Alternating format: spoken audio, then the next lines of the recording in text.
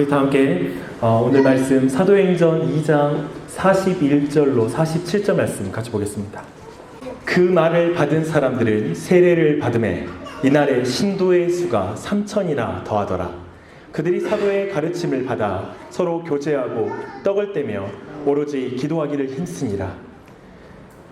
사람마다 두려워하는데 사도들로 말미암아 기사와 표적이 많이 나타나니 믿는 사람이 다 함께 있어 모든 물건을 서로 통용하고 또 재산과 소유를 팔아 각 사람의 필요를 따라 나눠주며 날마다 마음을 같이하여 성전에 모이기를 힘쓰고 집에서 떡을 떼며 기쁨과 순전한 마음으로 음식을 먹고 하나님을 찬미하며 또 온 백성에게 칭송을 받으니 주께서 구원받는 사람을 날마다 더하게 하십니다.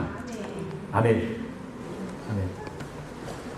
우리는 지난주에 사도행전 1장에 있는 사도행전 2장에 있는 성령 강림, 오순절 성령 강림 사건을 같이 살펴보았습니다. 지난주에 우리는 1장에서 도드라지게 제자들의 어떤 영적인 둔감함과 어쩌면 미련함이라고 말할 수 있는 그 질문이 있다는 걸 살펴봤는데요. 그게 1장 6절입니다. 다 함께 읽어보겠습니다. 주께서 이스라엘 나라를 회복하시니 이때니까. 이스라엘 나라를 회복하시니 이때니까. 이 질문 자체는 뭐냐면 사도행전의 서론이거든요. 지금 그쵸? 사도행전이 이제 시작된 거예요. 근데 시작하자마자 예수님의 제자들이 하는 질문이 뭐냐면 사도행전 쓸 필요 없습니다 라는 말이죠. 사도행전이라는 내용이 필요 없이 주님께서 이 시대를 마감하시죠. 하나님, 우리들의 순종이 필요하겠습니까? 교회가 필요하겠습니까? 아유, 됐습니다. 그냥 우리끼리 잘 먹고 잘 살죠. 우리 민족 안에 하나님 나라 이루어지면 되죠. 즉 하나님의 계획, 하나님께서 생각하시는 그 그림, 하나님의 목적을 전혀 이해하지 못하는, 자신들이 부르심이 어떤 부르심의 소망을 가지고 목적을 가졌는지 이해하지 못하는 제자들의 영적인 상태를 잘 드러내고 있다는 것에 대해서 우리가 살펴보았습니다. 참 오늘날도 마찬가지인 것 같아요. 제자로서 사는 것에 대한 관심 없죠.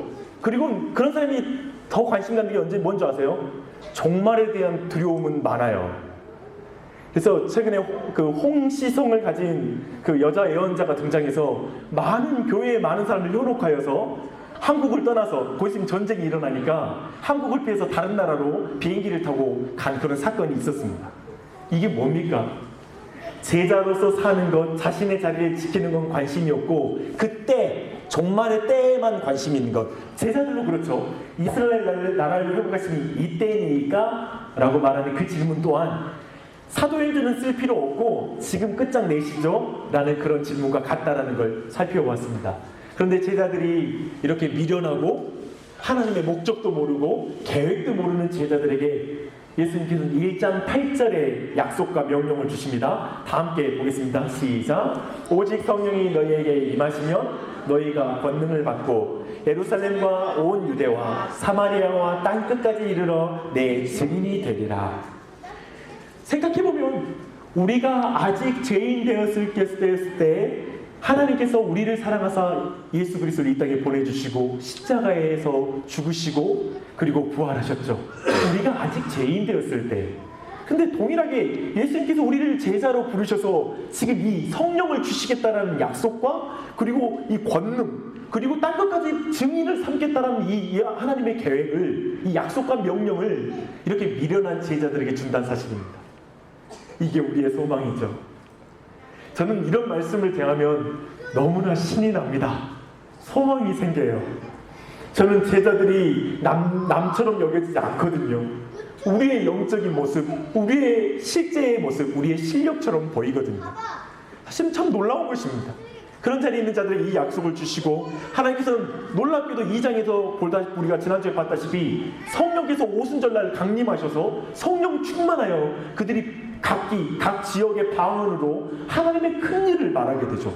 근데 그때 각 지역에서 그 방언 가운데 말했던 그 언어들을 가지고 있는 그 지역에서 지금 절기를 지키게 왔던 유대인들이 깜짝 놀라죠.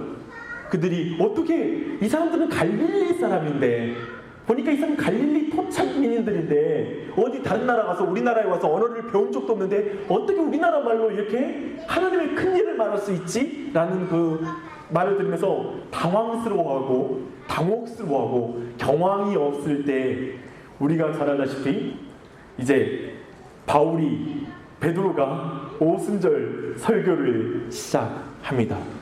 근데 이 오순절 설교의 결과 2장 14절로 41절까지 오순절 설교를 하는데요.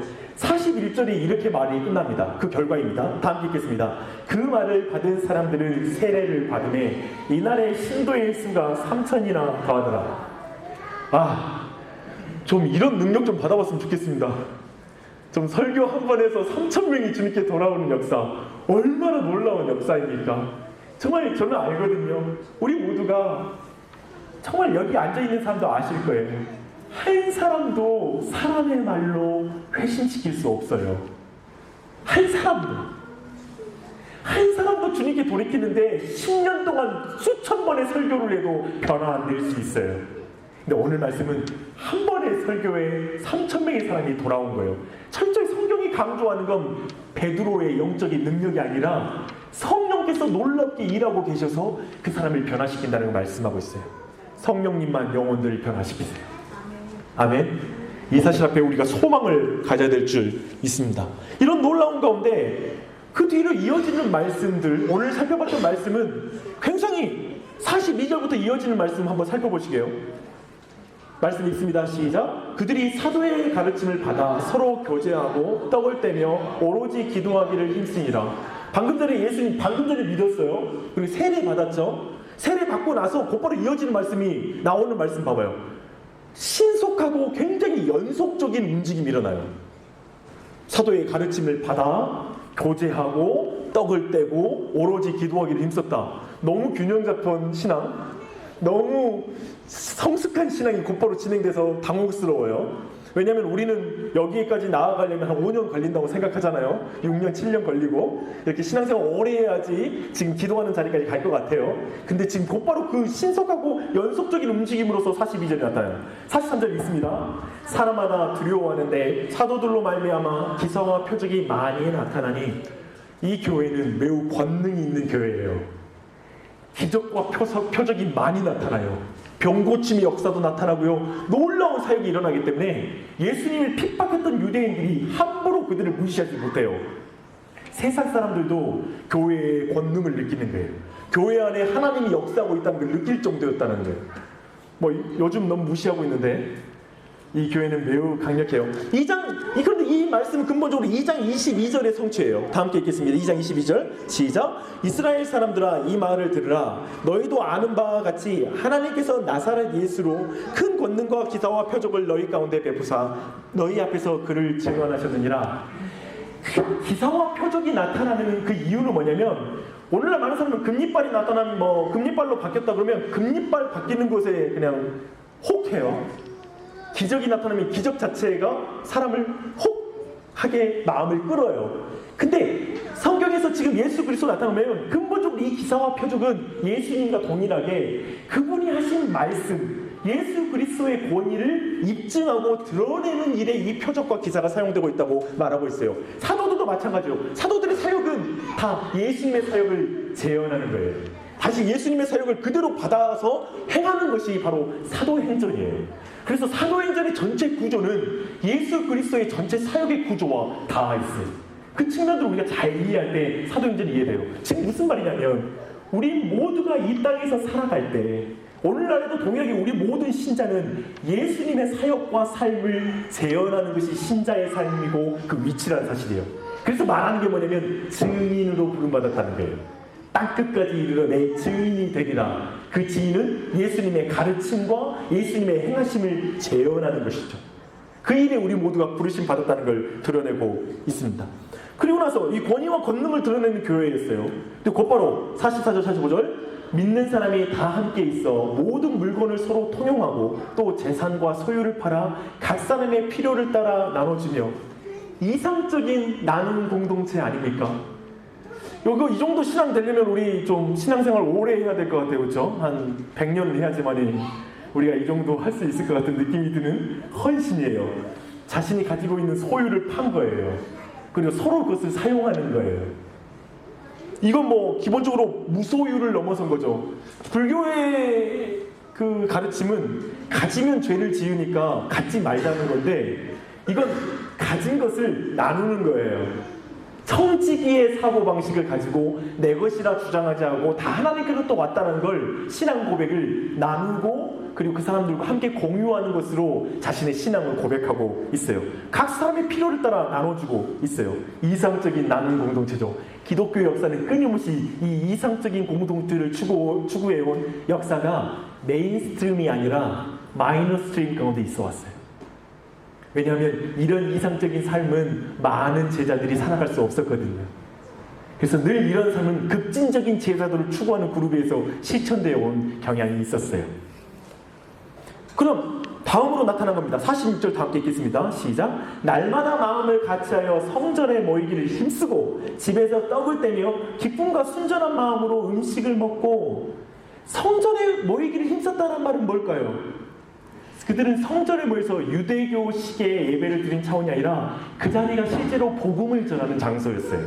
즉 매일마다 성전에 모여서 그 예수 그리스도를 유대인들에게 계속해서 전했다라는 걸 말하고 있어요.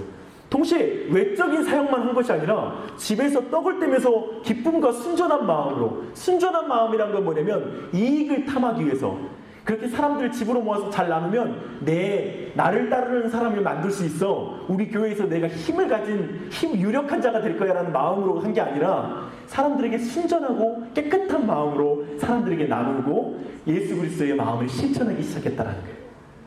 봐봐요. 외적인 사역과 내적인 교제가 튼튼하게 균형 잡힌 사역이 이루어진 거예요. 놀랍죠? 그리고 나서 마지막입니다. 과정과 결론이 너무 좋습니다. 그래서 결론적으로 어떻게 됐느냐? 다 함께 읽습니다. 하나님을 찬미하며 또 온 백성에게 칭송을 받으니 주께서 구원받는 사람을 날마다 더하게 하시니라. 하나님을 찬미하는 공동체는 사람들이 칭찬해요.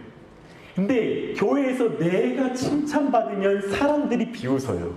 교회는 사람이 높임받는 것이 아니라 하나님을 영화롭게 할 때 사람들도 교회를 인정하기 시작한다는 거예요. 그 일들, 그 선순환의 구조가 이 교회 안에 이루어진 거예요. 그런데 그리고 나서 주께서 구원받는 사람을 날마다 더하게 하십니다. 교회의 양적, 질적 그 성장이 초대교회 안에 놀랍게 일어났다는 걸 잘 말해주고 있습니다. 결론까지 너무 좋아요. 근데 여기에서 초대교회 모습을 보면서 여러분이 느끼는 느낌, 그리고 여러분에게 눈에 확 관심을 끄는 장면이 어디입니까? 이제 사람들마다 오늘날 한국교회의 상황은 어떤 것이냐면 41절과 42절의 간격이에요. 제가 읽어드릴게요. 그 말을 받은 사람들은 세례를 받음에 이날에 신도의 수가 3,000이나 더하더라. 42절 그들이 사도의 가르침을 받아 서로 교제하고 떡을 떼며 오로지 기도하기를 힘쓰니라. 한국교회의 문제는 뭐냐면 자신들이 세례를 받았고 구원을 받았다라고 말하는 자들이 교회 안에 넘쳐나고 있는 거예요. 하지만 참으로 그들이 예수 그리스도의 사도의 가르침을 열심히 배우고 떡을 떼며 교제하며 열심히 그들이 오로지 기도에 힘쓰는 그리스도인들을 만나기 힘들다는 거예요. 이 둘의 간격이 너무 먼 거예요. 그래서 말하기를 명목상 그리스도인, 이름뿐인 그리스도인이 너무나 많다. 한국교회는 어쩌면 이 참된 제자도를 가진 그리스도인을 숫자를 퍼센트를 내면 아마 30%도 안 될 것이다. 오늘날 우리는 기본적으로 한국 기독교를 700만, 800만이라고 부르거든요. 아마도 100만 정도가 어쩌면 그 진지한 그리스도인들이 그 정도에 해야 될 것이다 라고 말하고 있어요. 이 둘의 간격, 많은 교회들이 이거 고민하고 있어요. 많은 목회자들이 이걸 고민하고 있고 참된 신자들마다 교회는 많으나 참된 교회를 찾기 힘듭니다. 목사는 참 많으나 아버지와 같은 참된 목자를 만나기 힘듭니다. 심지어 세상 속에서 살아가는 많은 사람들 또한 하나님을 알지 못하는 사람들도 요즘은 교회가 참 교회를 보기 힘들어, 진짜 그리스도인을 만나기 힘들다라고 표현하고 있어요. 이 두 가지 간격이 너무 심한 거예요. 그래서 오늘날 많은 사람들이 관심을 갖는 게 바로 오늘 말씀이에요. 초대교회로 돌아가자. 그래서 말하는 게 back to the beginning. 처음에 우리 교회가 시작되었던 그 사도행전 2장의 그때로 돌아가서 그때의 모습을 회복하자고 말하고 있어요. 이런 시도는 역사 가운데 계속되어 왔어요. 사람들이 많은 관심이 있었죠. 제가 한번 여러 인물들을 소개하겠습니다. 첫 번째 수염이 많이 난 사람은 칼 마르크스라는 사람입니다. 칼 마르크스라는 사람은 그 자신이 종교를 매우 혐오하였지만 그가 이상적으로 생각했던 공산사회, 모두가 함께 생산하고 함께 물질을, 경제를 공유하는 사회의 이상을 오늘 말씀, 사도행전에 오늘 나오는 이 초대교회에 나누는 모습 안에서 그 이상을 발견했어요. 그 아름다운 장면, 이런 세상이 이 땅에 이루어졌으면 좋겠다. 즉 유토피아를 거기에서 발견한 거예요. 그 옆에 있는 사람은 우찌무라 간조라는 사람입니다. 일본의 기독교의 큰 스승이죠. 그는 무교회주의자예요. 어쩌면 교회 안에 교권, 목사와 교황부터 시작되는 그 체계가 있어서 어떤 권위주의가 가득한 어떤 그런 교회가 아니라 모두가 좀 평등하고 좀 유기체적인 어떤 조직적인 교회가 아니라 유기체적으로 우리가 성도가 하나가 될 수 있는 그런 교회를 추구하자. 그런 마음. 그 가운데 우리 우쭈무라 간조를 말할 수 있을 거예요. 그 옆에 있는 것은 아미시 공동체라는 것이에요. 이 공동체는 동일하게 이 공동체는 그 조직적인 교회를 매우 혐오했어요. 그리고 공동체를 이루어서 함께 농작물을 키우고 함께 그 물건을 나눔으로 말미암아 공동주 같이 나누는 삶으로 마을을 이루어 사는 것, 그런 신앙을 추구했던 사람들이었어요. 43절에 있는 분은 은사주의자예요. 베니 흰이라는 분인데, 이분은 아마 오늘 사도신경에 오늘 이 기적과 표적이 많이 나타난 시대로 돌아가면 한국교회는 다시 살아날 수 있어 라고 말할 거라고 생각해요. 그리고 선교운동가는 오늘 46절에 있는 회당에서 매일 모여서 전도했던 모습을 매 관심을 갖게 될 거예요. 가정사역자들은 집에서 모여서 예배를 드려야 된다. 이제 집에서 모여서 우리가 예배 드릴 때 다시 한국교회는 희망이 있다. 이렇게 오늘 본문에서 그런 걸 얻어낼 수 있어요. 그런데 오늘 성경은 거기에 관심을 가지고 있는 것일까요? 오늘 본문은 어디에 관심을 가지고 있는 걸까요? 이렇게 우리 각자마다 관심을 가지고 있는 해법을 그래서 거기서 처방을 만들어내는 게 아니라 성경은 어디에서 근본적으로 이 문제를 찾고 있고 이 해답을 갖고 있는지를 우리 함께 살펴보길 바랍니다. 오늘 루가의 강조는 이 절에 있어요. 다 함께 읽어보겠습니다. 그들이 사도의 가르침을 받아 서로 교제하고 떡을 떼며 오로지 기도하기를 힘씁니다. 누가의 강조에는 뭐가 있냐면 그들이 사도의 가르침을 받아 서로 교제하고, 즉 그들이 사도의 가르침을 받아서, 즉 가르침에 대한 반응으로서 교제가 있고 떡을 떼며가 있고 기도하기를 힘쓰니 있었다라는 거예요. 그러니까 오늘 보면은 이 가르침, 사도의 가르침이 전체적으로 이끄는 것이죠. 그렇다고 해서 어느 하나를 빼면 안 돼요. 오늘 본문을 말하면 그래 가르치니까 우리 교회는 열심히 배우면 돼, 배우면 다 됐어 라는 게 아니에요. 성경은 뭐 그걸 강조하는 게 아니라 가르침에 대한 마땅한 반응으로서 서로 교제하는 것이고, 가르침에 대한 마땅한 반응으로서 떡을 떼고 기도하기를 힘쓰는 것이다. 어느 하나가 빠지는 것은 균형이 없는 거예요. 우리가 신앙만 고백하고 행함이 없는 것은 우리 신앙이 죽은 신앙이라는 걸 증명할 뿐이에요.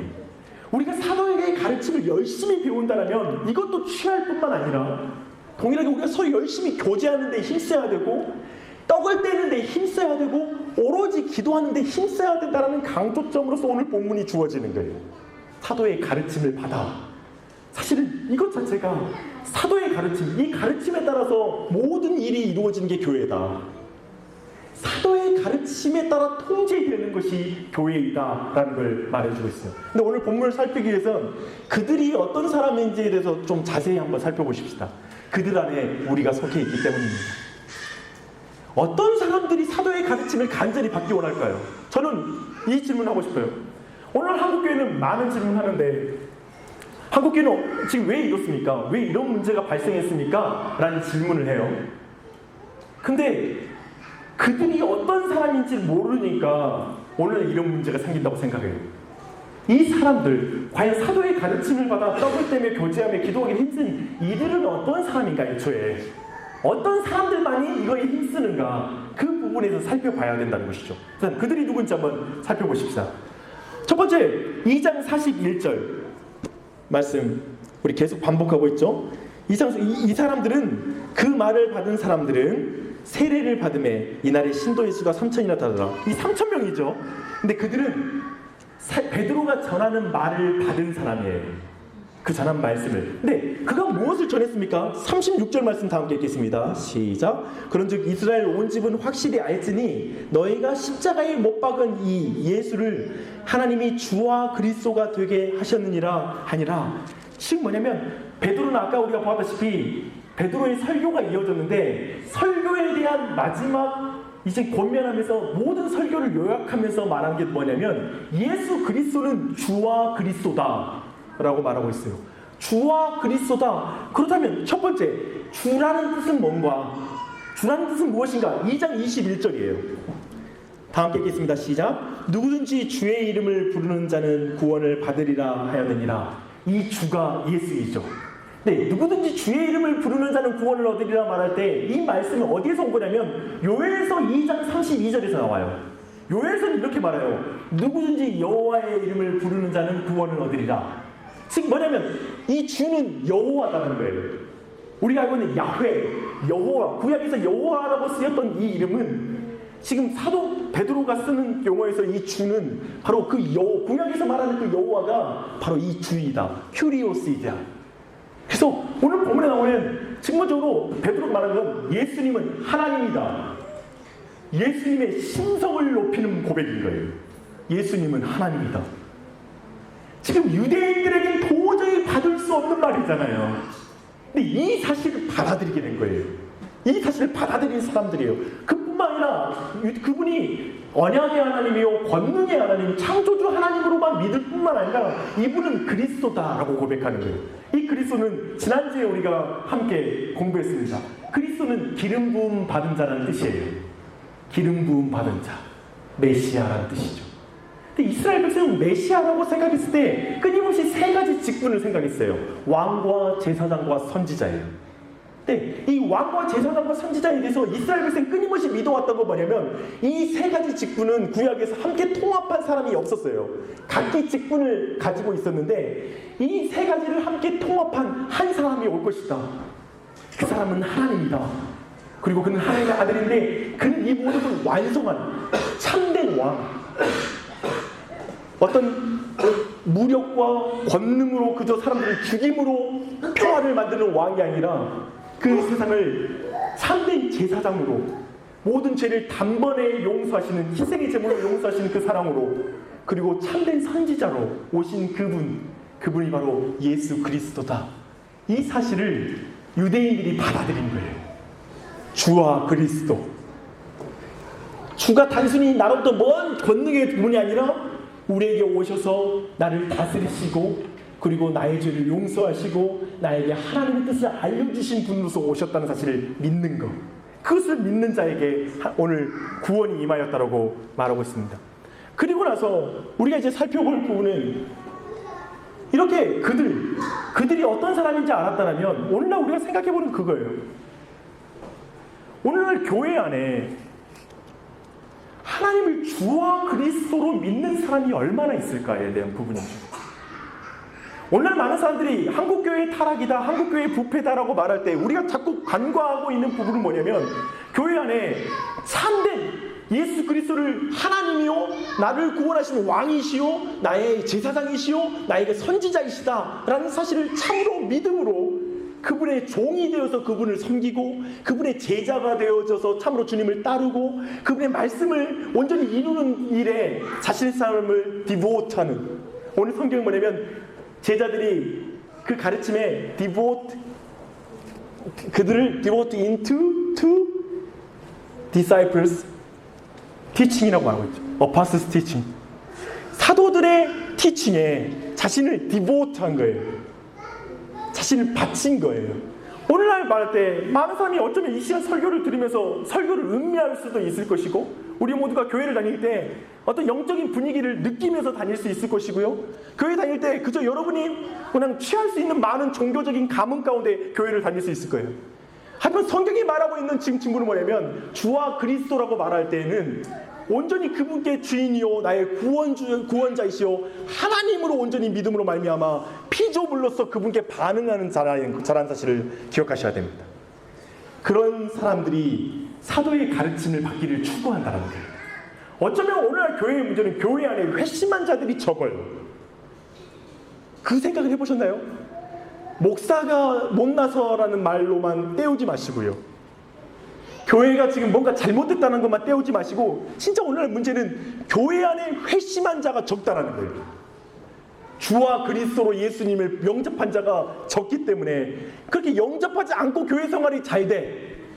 나를 인정받을 수 있는 모든 체계가 구성되어 있어.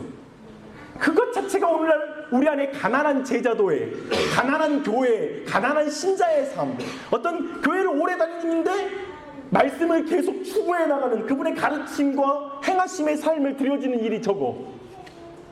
교제하는 일이 이제 지겨워.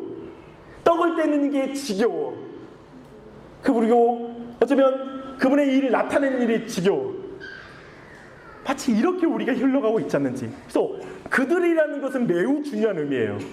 그래서 우리 모두가 그 자리 부분을 확인해야 될 것입니다. 근데 그들이 받은 사도의 가르침 또한 뭘까요? 그 가르침은 사도행전 1장 1절과 2절에서 말하는 것처럼 지금 누가복음은 누가의 복음을 말하죠. 복음인데 예수 그리스도의 복음은 뭐냐면 그분의 행하심과 가르치심이에요. 즉 예수의 고난과 죽음과 부활과 승천 이 모든 것 안에 그분의 행하심과 가르치심이 있죠. 이게 복음이죠. 그리고 또한 1장 3절에는 뭐라고 하면 예수님께서 승천하시기 전에 40일 동안 제자들에게 하나님의 일을, 하나님 나라의 일을 가르치셨다고 말해요. 즉 예수님께서 제자들에게 당신께서 온 세상을 향하여 복음을 전할 거에 대한 그 계획들을 분명히 나타내셨어요. 가르치셨어요. 그러니까 그 부분에 대한 것들을 나누는 거죠. 그리고 예수님께서는 계속해서 사도들이 가르친 가르침이 뭐냐면 진리입니다. 그 진리는 성령 충만할 때 하나님께서 베푸시겠다고 말씀하셨던 거예요. 요한복음 16장 13절 이 부분을 우리가 함께 읽을게요. 시작. 그러나 진리의 성령이 오시면 그가 너희를 모든 진리 가운데로 인도하시리니 그가 스스로 말하지 않고 오직 들은 것을 말하며 장래의 일을 너희에게 알리시리라. 성령은 스스로 말씀하지 않으세요. 다른 걸 결코 말씀하지 않으세요. 성령님은 오직 예수 그리스도가 하신 말씀을 기억나게 해주시고 예수 그리스도의 행하심을 다시 우리 안에 확증하시는 분이라는 거예요. 6절 7절 있습니다. 시작. 예수께서 이르시되 내가 곧 길이요 진리요 생명이니 나로 말미암지 않고는 아버지께로 올 자가 없느니라. 너희가 나를 알았더라면 내 아버지도 알았으리로다. 이제부터는 너희가 그를 알았고 또 보았느니라. 우리가 그 진리는 뭐냐? 그 진리는 바로 예수 자신이에요. 모든 종교는 진리의 길이 저기에 있습니다. 이쪽 우리 종교로 오십시오. 우리 종교의 경전이 진리를 말하고 있습니다라고 말하고 있죠. 여기가 구원 얻는 길이라고 말하고 있죠. 하지만 예수는 뭐라고 하냐면 내가 길이다, 내가 진리다 라고 선언하시는 거예요. 그래서 근본적으로 사도들이 가르쳤던 가르침들은 바로 예수 그리스도예요. 그 복음이죠. 그 복음을 끊임없이 가르쳤던 것입니다. 그래서 전체적으로 요약해 볼 때 이렇게 이해하시면 되겠습니다. 사도의 가르침은 우리 오늘날 많은 사람들이 교회의 머리는 예수 그리스도다, 예수 그리스도다, 예수 그리스도다 많이들 말합니다. 사도들이 강조하고자 하는 건 뭐냐면 참으로 예수 그리스도의 말씀에 온전히 말씀만이 권능을 가진 교회. 그래서 결국 사도행전의 모든 부흥은 어떻게 끝나냐면 말씀이 흥왕했다라고 표현해요. 즉 교회에 모일 때마다 하나님의 말씀이 높아지는 거예요. 하나님의 말씀이 영화로워지는 거예요. 예수 그리스도의 말씀이 예수님 말씀이면 입 닥쳐. 예수님 말씀이 먼저야. 헛소리 하지 말어. 예수님의 말씀이 우선이야. 어디 사람이 높아지려고 하면 사람이 어디 높아지려고 그래. 예수님이 높아져야지. 이 예수 그리스도가 가장 높은 곳에 계셔서 그분의 말씀에 순종하는 사람이 늘어나는 거예요. 물론 말로만 예수님이 머리십니다라고 말하는 것이 아니라 예수님의 말씀에 순종하는 게 참으로 그분의 말씀을 높이는 것이죠. 그 일이 교회 안에 있었다는 거예요. 그래서 이 바른 복음이 교회 안에서 선포돼야 돼요. 교회에서는 바른 복음 선포되는데 갈라디아서 1장 6절로 8절에서도 사도 바울이 바른 복음을 전하지 않는 자들에게 뭐라고 하냐면 저주를 받을지어다. 내 복음과 다른 복음을 전하는 자들에게 저주가 임할지어다라고 말하고 있어요. 세상에 축복의 말만 해야 될 사도의 입에서 저주가 나오는 거예요. 근데 사도 바울이 매우 민감하게 생각하는 게 이거예요. 우리가 볼 때 교회 안에서 간음을 저지르는 사람에게 저주를 써붓는 게 아니라 도리어 복음을 바꾸는 거짓 선생에게 저주를 쏟아붓는 거예요. 교회는 바른 복음이 선포돼야 됩니다. 여러분, 저를 위해서 기도해 줘야 돼요. 박 목사 막 딴 복음 전하고 막 그래. 번영의 신학, 잘못된 복음을 전해 그 자리에 서는 것이 여러분 모두에게 유익하지 않아요. 그래서 목회자를 위해서 기도하는 건 목회자 잘나라고 기도해 주는 게 아니에요. 목회자를 위해서 기도해 주면 내가 복 받으니까 기도하는 게 아니에요. 목회자가 바르게 깨어서 바른 말씀을 선포해야지만이 교회는 교회다워지니까 그 말씀의 권위 있는 자리이기 때문에 기도해 달라는 거예요. 그것이 바로 사도의 가르침을 받는 바른 교회의 모습이겠죠. 두 번째는 그 사도의 가르침에 따라서 서로 교제하는 교회예요. 근데 이 교제라는 것은 사도의 가르침, 즉 복음이 열어준 관계라는 것이죠. 그러니까 오늘날 우리 교회 생각할 때 사람들이 복음 없이 그냥 우리끼리 자유회를 많이 하고 서로 수다를 많이 떨면 교회의 교제가 왕성해질 거라고 생각하는 사람들이 있어요. 아니요. 교회는 그렇게 되면 얼마 가지 못해서 식상해지는 거예요. 도리어 저는 늘 강조해요. 무한도전을 봐라. 그게 더 유쾌하다. MBTI 나누면서 서로 가까워지는 게 더 빠르다라는 생각이 들어요. 그게 아니라 지금 교회에서의 서로의 교제는 뭐냐면 예수 그리스도로 복음을 받아들이고 복음의 은혜를 받음으로 말미암아 그 은혜를 보여주는 관계. 내가 예수의 은혜를 받아서 이렇게 나누는 관계, 그게 교제라는 거예요. 또한 떡을 떼는 것은 무엇입니까? 가르침을 확증하는 거예요. 그 초대교회의 모든 예배는 어떤 식으로 진행되냐면 처음에는 성찬식이라고 말하는 성찬식이 이루어지고 나서 함께 식사를 했어요. 애찬식이라는 거예요. 같이 음식을 가져와서 먹을 때, 각자 음식을 가져와서 나눌 때 가난한 자든지 부한 자든지 모두가 동일하게 자신이 가져온 음식을 서로 나누는 가운데 교회가 건강하게 서는 거예요. 그 일. 그러니까 단순히 뭐냐면 이 떡을 떼는 그 식사 시간이 무슨 시간이냐면 성찬식. 즉 내가 예수님의 피와 살로 먹고 내가 삽니다. 그 피와 살로만 내가 다시 살아났습니다라는 고백을 이제 나는 누군가의 밥이 되어서 내가 살겠습니다. 다른 사람을 먹이는 삶을 살겠습니다. 다른 사람을 채우는 삶을 살겠습니다. 이 개념이 애찬식과 성찬식 안에 같이 붙어 있는 거라는 거예요. 그래서 교회 안에서 가난한 자와 배고픈 자를 돌보지 않는 것 자체가 성찬식의 의미를 모르는 행동이라는 것이죠. 성찬식을 받는 자들은 반드시 참된 애찬을 실천함으로 말미암아 교회 안에 가난하고 배고픈 자가 없게 하라는 것이 그분의 가르침이라는 것이죠. 이렇게 연결된다는 거예요. 그래서 교회 안에 교제와 떡을 떼는 것 모두가 매우 신성한 복음에 참여하는 일로서 설명하고 있습니다. 그리고 오로지 기도하는 교회는 무엇입니까? 우리 모두가 알고 있죠. 그분의 가르침에 순종하는 능력은 그분께 의존함으로 말미암아 온다라는 거예요. 우리에게 능력이 없다라는 것이죠. 우리 모두가 성찬과 교제와 모든 걸 해보십시오. 그분의 뜻을, 그분의 말씀을 이루십시오. 하지만 우리에게 능력이 없어요. 오직 그분께 의존함으로 말미암아 우리에게 성령이 부어지고 성령의 능력이 부어져서 그 일을 감당할 수 있다는 걸 계속해서 드러내고 있는 것입니다. 이 부분을 여러분이 기억하시기를 바랍니다.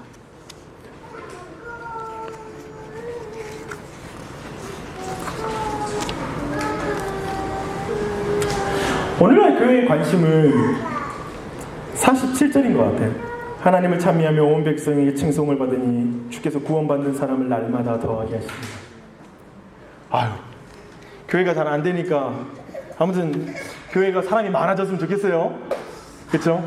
구원 많이 받고 그래서 교회 성도도 많아지고 그래서 우리 교회 되게 성장이 빨라. 우리 교회 되게 커.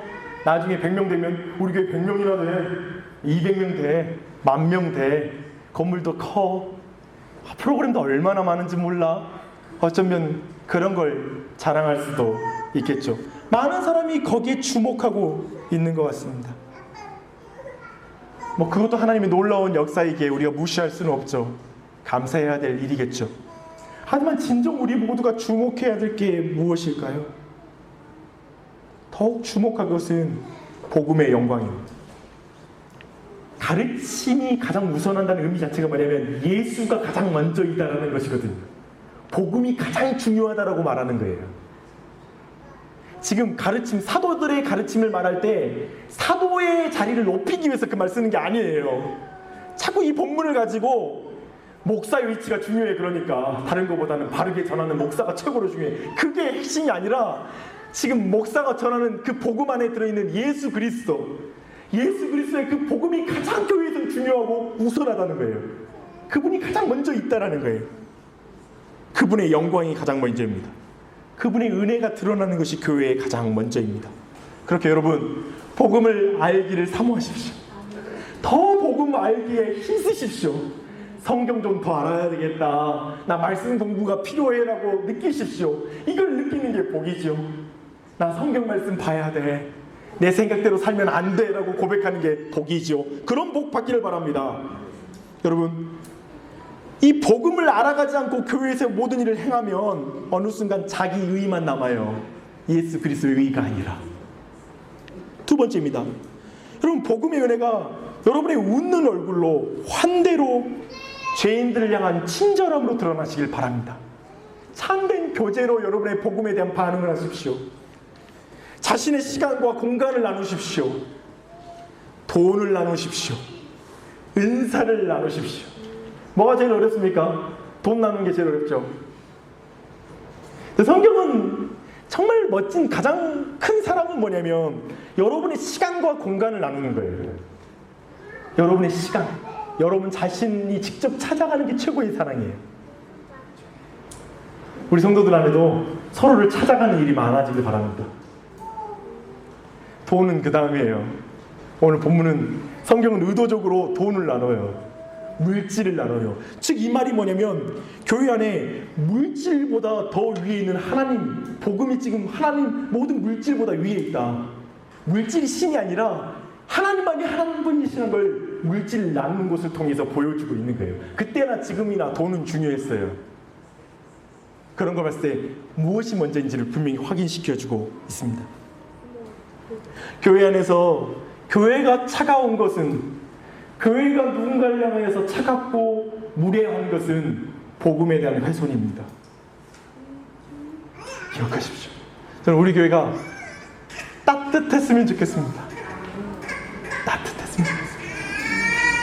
세 번째는, 성찬을 통해 은혜를 맛보는 자는 공동체 식탁에서 삶을 나누는 것으로 보여집니다. 사랑하는 여러분, 오늘도 성찬식을 할 것입니다. 성찬 가운데 하나님의 은혜를 맛보십시오.